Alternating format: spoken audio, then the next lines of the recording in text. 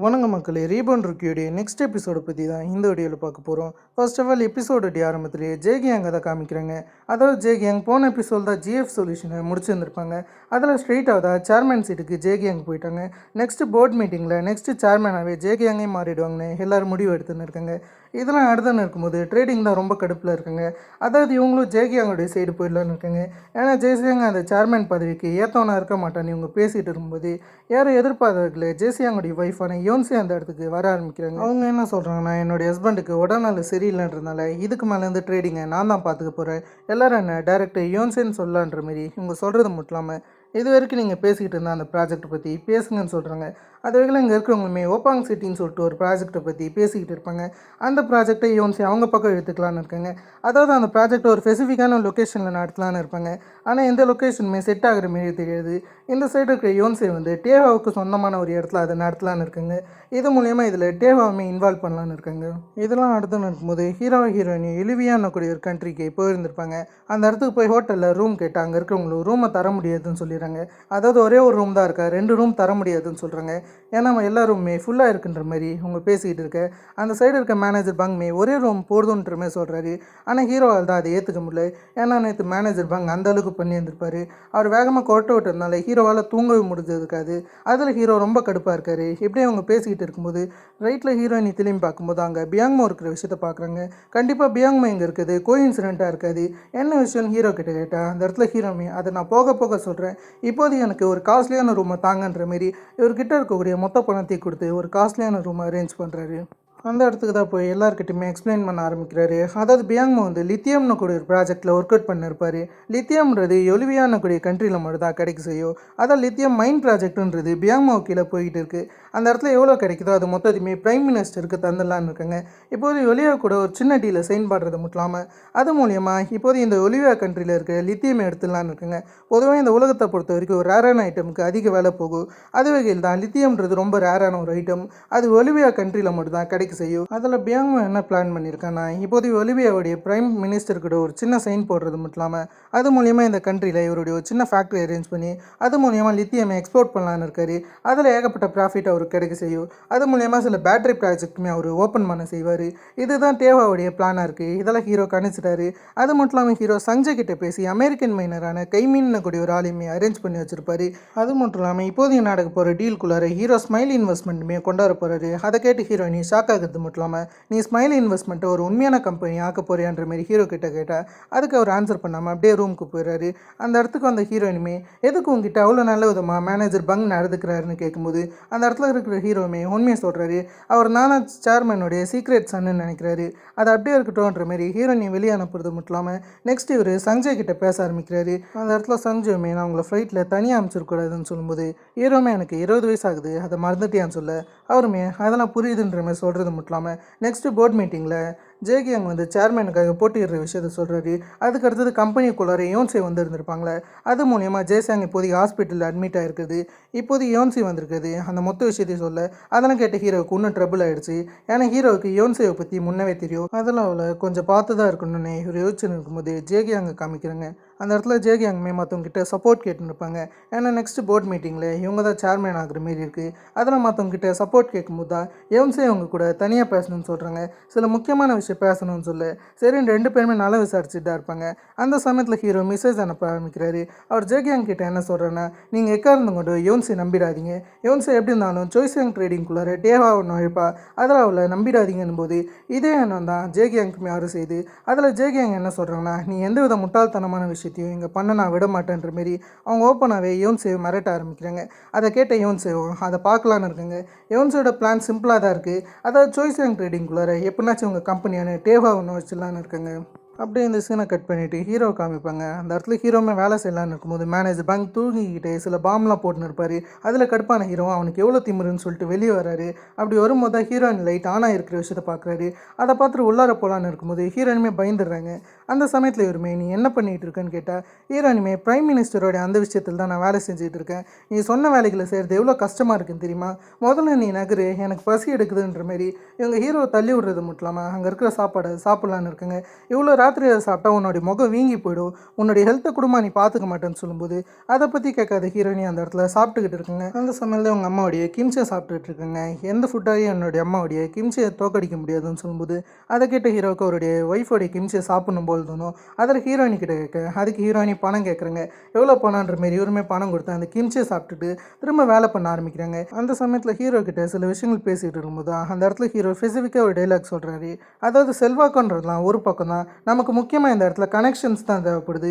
நமக்கு ஒரு ஆள் கூட கனெக்ஷன் இருந்தாலே போதும், எல்லாமே சாத்தியமாயிடும்ன்ற மாரி ஹீரோயினிக்கு எக்ஸாம்பிளாக சில விஷயங்கள் சொல்லிக்கிட்டு இருக்காரு. ஹீரோயினிக்கு அந்த வேலை ரொம்ப கஷ்டமாக இருக்குன்னு சொல்ல அதை கேட்ட ஹீரோமே இதுக்கு தான் நீ அமெரிக்காவில் சும்மா இருக்கக்கூடாது, சும்மா ஊரை சுற்றிக்கிட்டு இருந்தால் இப்படி தான் எல்லா வேலையும் இருக்கணும் போது அதை கேட்டு கடுப்பான ஹீரோயினி என்ன சொல்கிறான்னா, நான் சும்மா இருந்தேன்னு உனக்கு தெரியுமா, அமெரிக்காவில் எவ்வளோ கஷ்டத்தை நான் ஃபேஸ் பண்ணேன் தெரியுமா, முதல்ல ரேசிசமை ஃபேஸ் பண்ண வேண்டியதாக இருந்துச்சு, எனக்கு பிடிக்காத ஃபுட்டை நான் சாப்பிட்டுக்கிட்டு இருந்தேன், நான் வீட்டுக்கு கால் பண்ணலாம்னு நினச்சாலும் எனக்கு என்னுடைய அப்பாவை நினச்சி ரொம்ப பயமாக இருந்துச்சு, அதில் என்னால் வீட்லேயே கால் பண்ண முடியல, டெய்லி நைட்டு நான் ஒழுங்காகவே தூங்க மாட்டேன், நான் டெய்லி நைட்டு அழுக வேண்டியதாக போயிடுச்சு, அது மொத்தத்துக்குமே அதான் காரணம். அதே சமயத்தில் நான் நல்ல விஷயங்கள் செலுத்து பண்ணலான்னு பார்த்தா என்னுடைய சிப்ளிங்ஸ் என்னை கொரியாவுக்கு விட மாட்டாங்க, அதுவே நான் கேவலமான சில விஷயங்களை பண்ணேன், என்னுடைய அப்பா என்னை வீட்டில் சேர்க்க மாட்டார், இதெல்லாம் நினச்சி தான் நான் ரொம்ப பயந்து தான் அமெரிக்காவில் வாழ்ந்துக்கிட்டு இருந்தேன், நான் எப்படி பண்ணுறதுன்னு தெரியாமல் ரெண்டுத்துக்கு நடுவில் மாட்டிகிட்டு இருந்தேன், எனக்கு என்ன சொல்கிறதுனே தெரியலன்னு இவங்க பேசிகிட்டு இருக்கும்போது அதை கேட்டு தான் ஹீரோவுக்கு அழுக வருது. என்னுடைய பொண்ணு எவ்வளோ கஷ்டம் அனுபவிச்சிருக்காருன்னு சொல்லிட்டு ஹீரோவுக்கு லைட்டாக அவர் மேலேயே குற்ற உணர்ச்சி வர மாதிரி காமிக்கிறாங்க. இதுவே நெக்ஸ்ட் சீனில் ஹீரோயினுடைய அம்மாவை காமிக்கிறாங்க. அவங்களுமே நீங்கள் ரெண்டு பேர் எதுக்கு என்கிட்ட நல்ல விதமாக நடந்துக்கிறீங்கன்ற மாரி ஜேசியாங்குடைய பசங்க கிட்ட கேட்டுன்னு இருப்பாங்க. அவங்க ரெண்டு பேருமே சுற்றி முற்றி பார்த்துட்டு இந்த இடத்துல சேர்மேனுடைய ஆவி இருக்குது, அதால் நாங்கள் நல்ல விதமாக தான் நடந்துக்கணுன்ற மாரி இவங்க பேசிகிட்டு இருக்க இதை கேட்ட இவங்களுக்கு சுத்தமாக புரியல. அந்த சமையல் தான் இதை ஹீரோ சொன்னாருன்ற விஷயம் உங்களுக்கு தெரிய வருது. ஏன்னா அன்றைக்கி இவங்க ஹீரோவுமே பார்த்துருந்துருப்பாங்க, அதில் ஹீரோ இதுக்கு அந்த மாதிரியான விஷயத்தெல்லாம் பண்ணணுன்ற மாரி இவங்க யோசிச்சுன்னு இருக்கும்போதே அந்த இடத்துக்கு ஜேகியாங் வராங்க.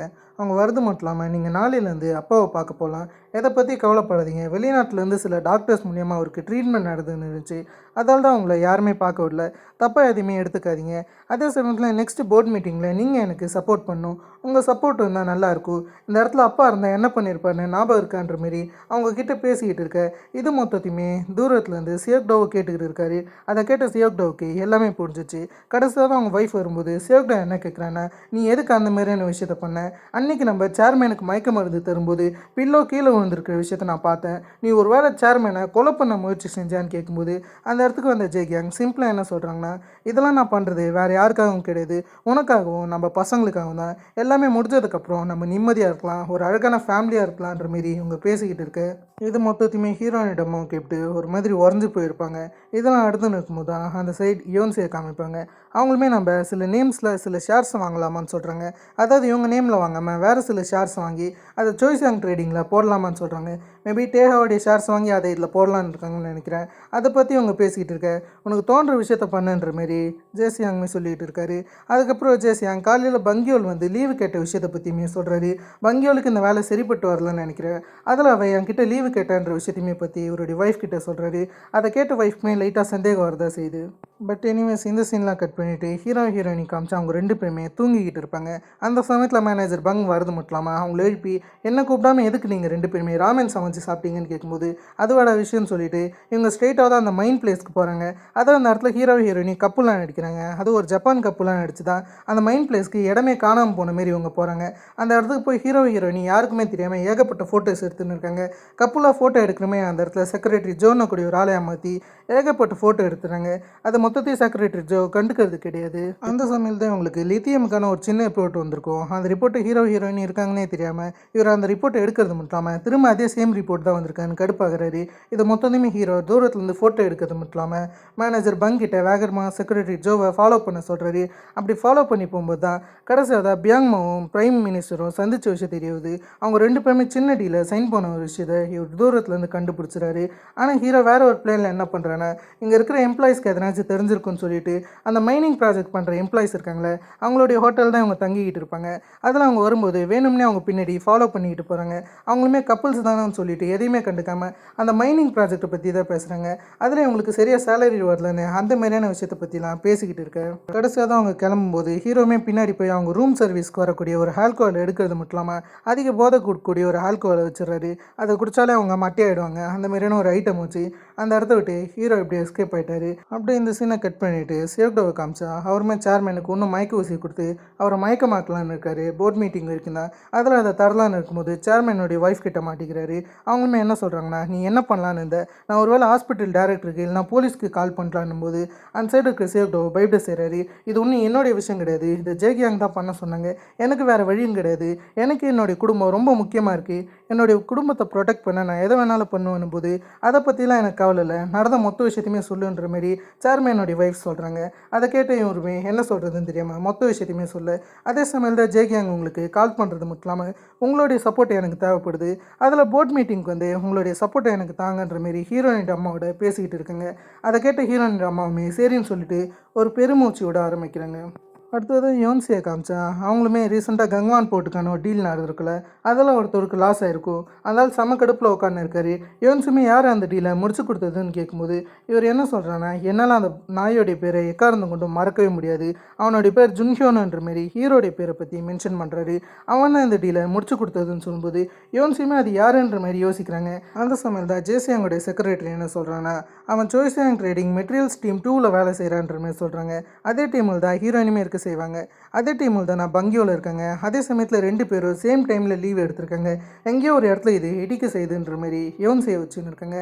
இதெல்லாம் நடந்துன்னு இருக்கும்போது ஹீரோயினி காமிப்பாங்க. கடைசியாக அவங்க சில எம்ப்ளாயிஸோட இடத்துக்கு போயிருந்துருப்பாங்களே, இவங்க தான் அந்த மைனிங் ப்ராஜெக்டில் ஒர்க் பண்ணிக்கிட்டு இருந்தது. அவங்க கடைசியாக தான் குடிச்ச அதே இடத்துல மட்டியாக இருந்திருப்பாங்க. கடைசியாக தான் அவங்க ரூமுக்கு போகிறது மட்டும் இல்லாமல் லேப்டாப்பில் இருக்கக்கூடிய மொத்த விஷயத்தையுமே அவங்க காப்பி எடுத்துக்கிட்டு வந்துடுறாங்க. அதை இவங்க செக் பண்ணி பார்க்கும்போது பியாங்மோ பிரைம் மினிஸ்டரை ஏமாற்ற பார்த்துருக்க விஷயத்தை இவங்க கண்டுபிடிக்கிறாங்க. அதான் அந்த இடத்துல பியாங்மோ வந்து தப்பான ரிப்போர்ட்டை தான் பிரைம் மினிஸ்டர் கிட்ட கொடுத்துருக்காரு, உண்மையான ரிப்போர்ட்டை பிரைம் மினிஸ்டர் கிட்ட தரல.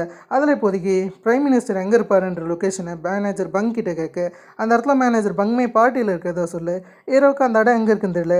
ஆனால் ஹீரோயினி இதில் ஸ்பெஷலிஸ்ட்ன்றதுனால அவங்க ஈஸியாகவே பிரைம் மினிஸ்டர் எங்கே இருப்பாங்கன்ற விஷயத்தை கண்டுபிடிச்சிறாங்க. அதில் இவங்க எல்லாருமே பார்ட்டிக்கு கிளம்ப ஆரம்பிக்கிறாங்க. கடைசியாக தான் அந்த இடத்துல ஹீரோயினுமே ட்ரெஸ்ஸை போட்டு வர ஆரம்பிப்பாங்க. அதை பார்த்த ஹீரோ லைட்டாக இம்ப்ரெஸ் ஆக ஆரம்பிக்கிறாரு. இந்த ட்ரெஸ் தான் நல்லா இருக்குன்னு சொல்கிறாரு. ஏன்னா ஹீரோயின் இப்போ பார்க்க பிரின்சஸ் ஆட்டமும் ஒரு ராயலிட்டியான லுக்லேயும் இருக்காங்க. அதால் சரின்னு சொல்லிட்டு இவங்க கிளம்பி போகிறாங்க.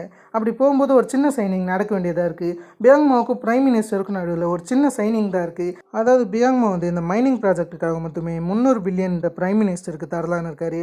அதெல்லாம் நடக்கும்போது கரெக்டாக அந்த சைனிங் நடக்கக்கூடிய இடமும் வர ஆரம்பிக்குது. அந்த சைனிங்கில் மேனேஜர் பங் வந்து தண்ணியை ஊற்றி மொத்த விஷயத்தையுமே கெடுத்து விட்டுருவார். இதெல்லாம் நடந்து இருக்கும்போது தான் கடைசியாக தான் அந்த இடத்துக்கு வந்து ஹீரோயினுமே ஒரிஜினல் ரிப்போர்ட்டை அவர்கிட்ட காமிக்கிறாங்க. அதை பார்த்து கடுப்பான இவருமே இந்த இடத்த விட்டு பியாங்மோ அனுப்ப சொல்கிறாரு. நீ என்னை ஏமாத்திட்டேன்னு சொல்லிட்டு அந்த இடத்த விட்டு பியாங்மோ அனுப்ப பியாங்மோவுக்கு ஒன்றுமே புரியல. பேசி தீக்கலாம் ட்ரை பண்ணால் மொத்த கார்ட்ஸுமே பியாங்மோவை கூட்டிகிட்டு போகிறாங்க. அந்த சமையல் தான் ஹீரோ, நீ எப்பயுமே இந்த மாரி கேவலமாக தான் விளையாடுவேன்னு கேட்க, அதை கேட்ட பியாங்மோ உண்மையாலுமே நீ யாருன்னு கேட்கும்போது அந்த இடத்துல ஹீரோமே அது உனக்கு கூடிய சீக்கிரம் தெரியும், இப்போ நீ போகலான்ற மாரி ஹீரோ அந்த இடத்த விட்டு அவரை அனுப்புகிறாரு. சரின்னு அந்த இடத்த விட்டு பியாங்மோ வெளியே போய் கத்த ஆரம்பிக்கிறாரு. கண்டிப்பாக அவங்க 2 பேரையும் நான் எங்கேயோ பார்த்துருக்கேன், ஆனால் எங்கே பார்த்தேன்ற விஷயம் தான் எனக்கு ஞாபகம் இல்லைன்னு இவர் வெளியே பயங்கரமாக கத்திக்கிட்டு இருக்க. அதே சமயத்தில் உள்ளார ஹீரோயினி அவங்க ப்ரொப்போசலை காமிக்கிறாங்க. அதான் நீங்கள் ஸ்மைல் இன்வெஸ்ட்மெண்ட்டுக்கு இதை தந்துருங்கன்னு சொல்லும்போது அந்த சைடு இருக்க பிரைம் மினிஸ்டர் அதை ஒத்துக்க மாட்டேங்கிறாரு. நீங்கள் எப்படி இருந்தாலும் அவரையும் ஏமாத்திருக்கீங்க, என்னை ஏமாத்திருக்கீங்க, ஒருத்தரை ஸ்பை பண்ணுறவங்கள என்னால் எப்படி நம்ப முடியுன்ற மாரி அவர் இவங்களும் வெளியே அனுப்பலான்னு இருக்கும்போது அந்த சமையல் தான் ஹீரோயினிக்கு ஹீரோ சொன்ன விஷயம் ஞாபகம் வருது. அதாவது செல்வாக்குன்றது ஒரு பக்கம், ஒப்பந்தம்ன்றது தான் எல்லாருக்குமே முக்கியம்னு சொல்லி வந்திருப்பாரு. அது ஞாபகம் அந்த ஹீரோயினிக்கு சஞ்சய் கிட்ட இருக்கக்கூடிய கைமீனை இவருக்கு விட்டு கொடுத்துடலான்னு இருக்காங்க. ஆரம்பத்தில் ஹீரோ சொல்லியிருந்திருப்பாரு, நான் சஞ்சய் மூலியமாக ஒரு அமெரிக்கன் மைனரான கைமீனை வாங்கியிருக்கேன்னு சொல்லிட்டு அதில் கைமீனை இவருக்கு விட்டு கொடுத்தா அந்த ப்ராஜெக்ட் நமக்கு கிடைக்குன்னு ஹீரோயினி யோசிக்கிறாங்க. அதில் ஹீரோயினி ஓப்பனாக அந்த பிரைம் மினிஸ்டர் கிட்ட நாங்கள் உங்களுக்கு ஒரு மைனரை பிடிச்சி கொடுக்குறோன்ற மாரி கடைசியாக அவங்க எப்படியும் அந்த டீலை அக்செப்ட் பண்ண வச்சிடுறாங்க. இதுவே நெக்ஸ்ட் சீனில் ஜேகியாங்கை காமிக்கிறாங்க. அந்த இடத்துல ஜேகியாங்குமே தனிக்கு சேர்ந்த சில ஆட்களை பார்க்க வந்திருக்காங்க. அங்கே இருக்கக்கூடிய ஆட்கள் கிட்ட இவங்களுடைய சேர்மேன் பதவியை பற்றி தான் பேசிகிட்டு இருக்காங்க.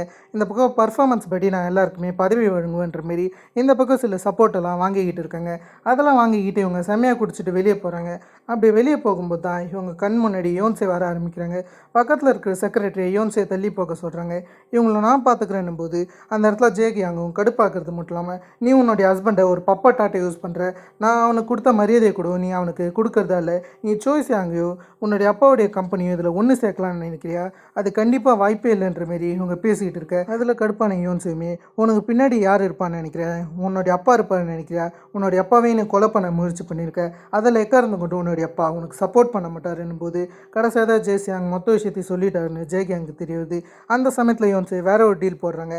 அதாவது யோன்சேவுக்கு தேவையானது ட்ரேடிங் தான். அதுக்கு பதிலாக இந்த சேர்மன் பதவியை ஜேகியாங்க்கு விட்டுறதா சொல்கிறாங்க. கடைசியாக அதுக்குமே ஜேகியாங் ஒத்துக்கிறாங்க. கடைசியாக ஹீரோ ஹீரோயினி அந்த மைனிங் ப்ராஜெக்டை சைன் பண்ணி அதை ஸ்மைல் இன்வெஸ்ட்குள்ளார கொண்டாந்துடுறாங்க. இதில் ஹீரோயினி சந்தோஷப்படுறதோட ஹீரோ தான் ரொம்ப சந்தோஷப்படுறாரு. ஏன்னா ஹீரோடைய 2 பசங்களுமே ஒரு நம்பிக்கை துரோகம் பண்ணியிருந்திருப்பாங்க. ஆனால் இவர் எப்படி எதிர்பார்த்தாரோ அந்தமாரி இவருடைய இன்னொரு பொண்ணு இருக்காங்க. அதை நினச்சி ஹீரோ ரொம்ப சந்தோஷப்படுறாரு. அதெல்லாம் இருக்கும்போது அடுத்ததாக பியாங்மாவை காமிப்பாங்க. அவங்களுமே இந்த விஷயம் எங்கேருந்து லீக் ஆகிருக்குன்ற விஷயத்தை கண்டுபிடிச்சி அந்த எம்ப்ளாயிஸ் அடிச்சுன்னு இருக்குங்க.